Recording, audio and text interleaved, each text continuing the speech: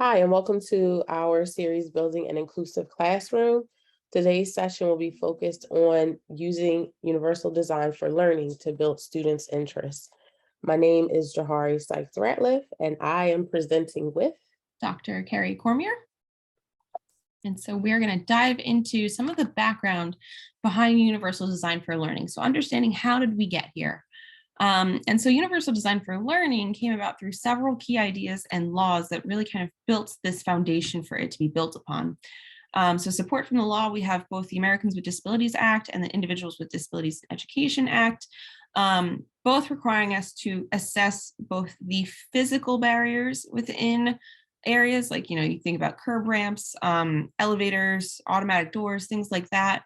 And then also thinking about curricular barriers that might be facing students, and so that we can ensure that they have the least restrictive environments in schools. And a lot of universal design was born in architecture, engineering, and communication technology. So the Americans with Disabilities Act really pushing architects and engineers to redesign spaces so that people can have physical access to places. Think about students having physical access to our classrooms if they are in a wheelchair or things like that. And then communication and technology really allowing students to communicate in new ways who might otherwise be unable to communicate with us, especially students who are nonverbal. And so that has really shown us that if we remove the barriers proactively ahead of time and we anticipate a wide variety of diverse learners in our classrooms, then everybody can have access to education, which can be very, very powerful. And so universal design for learning is rooted in neuroscience. And so it really posits how these three different networks of the brain impact our learning and really drive our engagement in our learning. So first we have the affective network, which is the why of learning. It's about our motivation and how we get invested in what it is that we're learning, how we're excited by it or interested by it. And that'll be our affective network and is key to keeping our students engaged in our classrooms. So oftentimes if we see students who might be checked out of the work, perhaps their affective network is not being tapped into. Then we have a recognition network, which is the what of learning. And so that back part of our brain really is where a lot of our sensory processes are situated, right? So where we absorb like what we see, where we process what we're hearing, what we're feeling. And so really kind of understanding how we are gathering information, how it's being processed, right? So the, not a neuroscientist, but the structures, right, that again, that help us understand and comprehend what we're seeing and hearing and reading and identifying letters and numbers and things like that, that is located there. So if you're seeing a student is having some issues with comprehension, perhaps it is something that the recognition network and those processes can help you understand and tailor your instruction for. And then you have the strategic network, which is in the front part of your brain, right? The prefrontal cortex, which is your strategies. And this one I connect with the most because it's the strategies, the how of learning. How do you learn? How do you do this? How do I chunk something down into appropriate steps? How do I organize myself? How do I organize my essays or my math steps in a math problem? And so it might just be a process piece that I just don't know the process. And so often I feel like as educators, and I know myself, like I was guilty of this, right, is forgetting that sometimes for some students, you explicitly have to teach the process. And that's where like mnemonic devices and things like that come into play because we're explicitly teaching you, here's how you go through your learning. So within these three different areas, we can really tap into having a student be fully and wholly engaged in learning and comprehending it and understanding it and knowing the process of how to acquire this knowledge and the skill that we're focusing on.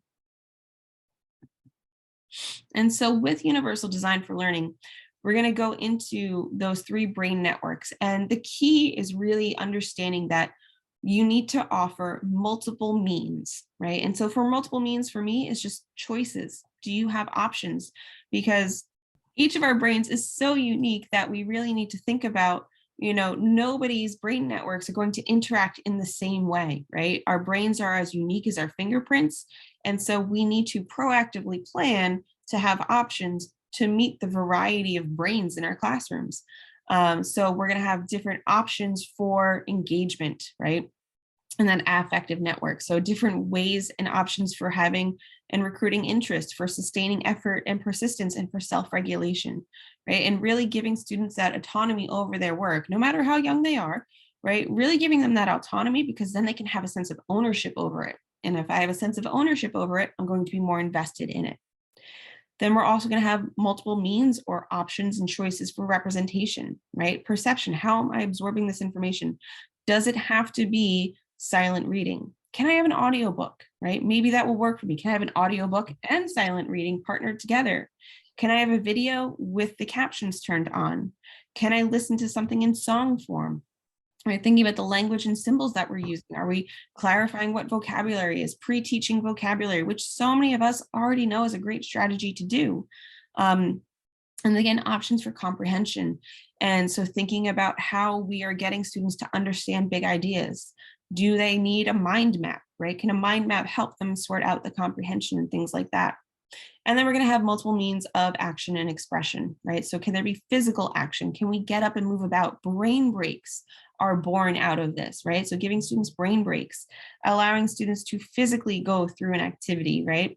We think of kinesthetic and tactile learning, and different options and means for expression and communication. Does everything always have to be a worksheet? Does everything always have to be a written paragraph or a written essay, right? How can students show you what they know? Can they do a PowerPoint presentation? That was something that I loved to do because it made my grading so much faster, because I just had to sit there and watch and listen to a student talk and boom, I was done. Rather than going home and reading, like 25 paragraph essays, I was just watching 20 presentations, and they're each 2 minutes, and it just made it feel so much more manageable. And it helps students practice on some other skills that I often didn't focus on. And then again, options for executive functions. Do they need a checklist? Do they need visual directions and pictures?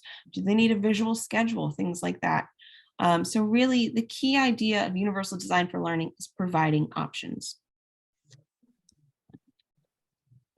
And so just to kind of recap with a picture, here's a visual.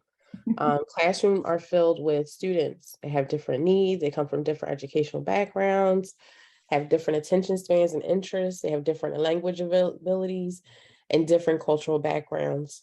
So it's just critical, again, just to kind of underscore what Carrie was saying, that we provide students with multiple ways to engage with course content.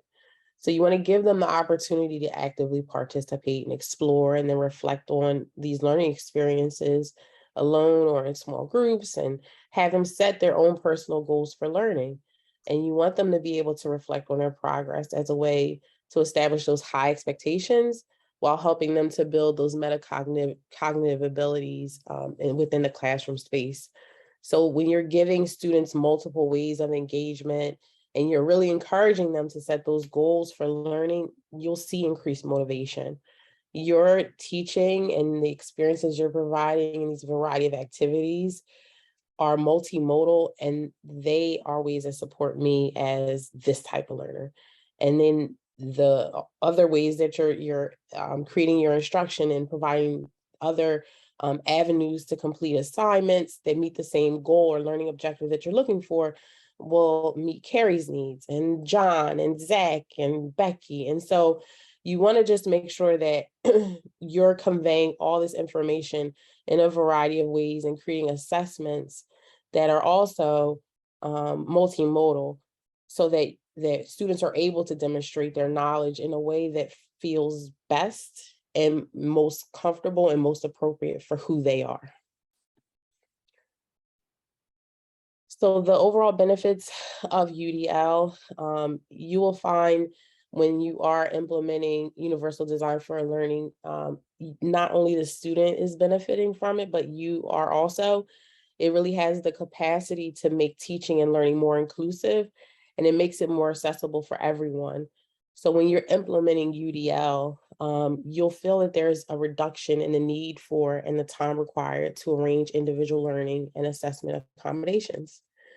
The proactive approach that's being taken supports planning for all learners in the classroom, thus providing greater opportunities for students to really be able to demonstrate their knowledge and what they're learning as you're teaching your lessons and as a post assessment.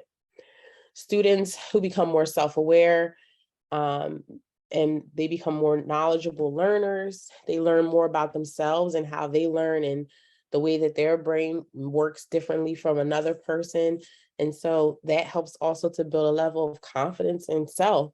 And it provides overall this increased and improved access and inclusion within the classroom space. So in our next video, we will be talking about how you can take these big ideas of universal design for learning and bring them into your everyday classroom practice.